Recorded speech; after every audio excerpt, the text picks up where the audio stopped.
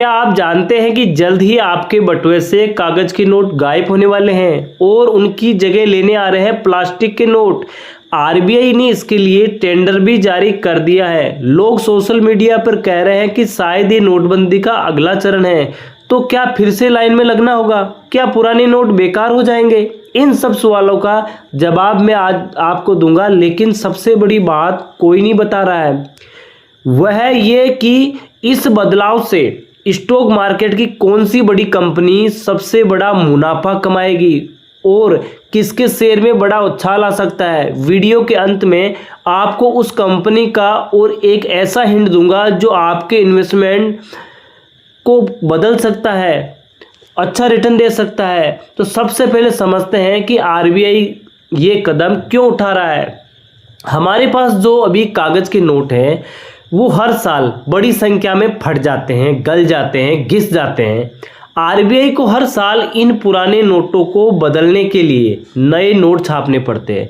इसके लिए 5,000 से 6,000 करोड़ रुपए का खर्चा करना पड़ता है। आंकड़ा देखिए, सिर्फ फाइनेंशियल ईयर्स अगर हम 2025 की बात कर ले तो 6,000 करोड़ का खर्चा आया है। 2025 में 23 अरब नोट छापे गए थे। ये पैसा देश का है जो हर साल कागज के नोट की बर्बादी में जा रहा है। भले हम डिजिटल पेमेंट कर रहे हैं, लेकिन भारत के छोटे शहर और गांवों में आज भी कैश की डिमांड बहुत ज़्यादा है। खासकर देखा जाए तो 10 और 20 रुपए के नोट की यही कारण है कि आरबीआई अब पॉलीमर यानी प्लास्टिक बेस पर शिफ्ट हो रहा है। पॉलीमर नोट क्या है और इसके फायदे क्या है, ये हम समझते हैं। ये पूरी तरह से प्लास्टिक नहीं है, ये पॉलीमर है।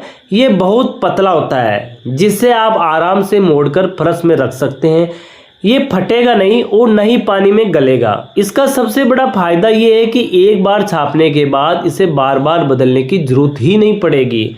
यानी ऐसा नहीं अगर आप कैंची से काटने लग जाओगे तो कट जाएगा, लेकिन ऐसे नहीं फटेगा।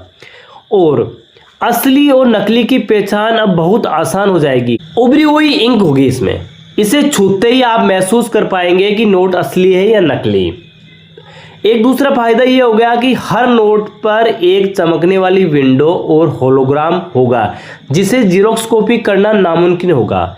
कलर शिफ्टिंग, अलग अलग एंगल से नोट का रंग बदलेगा। यानी कनाडा में जो पॉलीमर नोट आने के बाद नकली करेंसी में 74% की गिरावट आई है।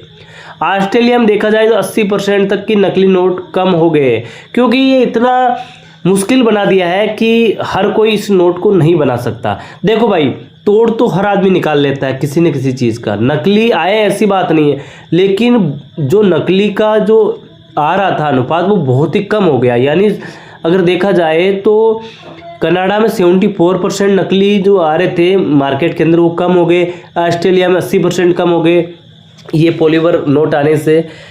अब सबसे ज़रूरी बात है कि 2016 में जैसे ही नोटबंदी हुई थी जिस प्रकार की, वैसे बिल्कुल नहीं होगी। ये एक पायलट प्रोजेक्ट है। शुरुआत सिर्फ 10 और 20 के नोटों के साथ होगी। पुरानी नोट बंद नहीं होंगे और वो धीरे धीरे सर्कुलेशन से बाहर हो जाएंगे। आपको बैंक जाकर कुछ बदलने की जरूरत नहीं है। 2012 में भी ऐसी कोशिश हुई थी। जब तक उस समय सिस्टम क्या था कि एटीएम मशीन उन्हें पहचान नहीं पा रही थी, लेकिन अब 2026 की मशीन पूरी तरह से सक्षम है। आरबीआई की डेडलाइन के अनुसार 18 अगस्त 2026 तक टेंडर प्रक्रिया फाइनल होनी है। इसके बाद जो पायलट प्रोजेक्ट चलेगा और 2027 तक जो पॉलीमर नोट पूरी तरह चलन में आने की उम्मीद हो जाएगी।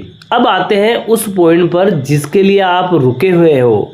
नोट पॉलीमर का बनेगा तो शेयर मार्केट में वह कंपनी सबसे ज़्यादा भागेगी। जो पॉलीमर बनाने वाली सबसे बड़ी प्लेयर है, इस कॉन्ट्रैक्ट का सीधा फायदा उस कंपनी को मिलेगा। अब आप थोड़ा रिसर्च करके या आप खुद सोच सकते हो कि आपको वो कंपनी मिल जाएगी तो इस सेक्टर की दिग्गज कंपनी होगी, वही मिलेगी। अगर आपको ये एनालाइज काम में लगा तो वीडियो को लाइक करें, शेयर करें और थोड़ी सा ये सोचिए कि वो कंपनी कौन सी है। इसके बारे में कमेंट जरूर कीजिए कि जो कौन सी कंपनी है जो पॉलीमर पर काम कर रही है ऑलरेडी, और उस कंपनी का अगर नोट, उस कंपनी को अगर टेंडर मिल जाता है तो वो उसका स्टॉक कितना भाग सकता है। तो ये चीज़ आपको ध्यान में रखना होगा। और वो कंपनी कौन सी है, क्योंकि सबसे एक नंबर पर 10-15 कंपनी तो होती नहीं है, कोई ना कोई कंपनी ऐसी होती है जो इस काम में करने के लिए सबसे बड़ी कंपनी है और इस टेंडर को मिलने का चांसेस जी उसी को है। तो ऐसी कौन सी कंपनी है आप कमेंट बॉक्स में ज़रूर लिखिए। और हमारा वीडियो अच्छा लगा तो इसे लाइक कीजिए, शेयर कीजिए। ओके दोस्तों, फिर मिलेंगे अगली वीडियो के साथ।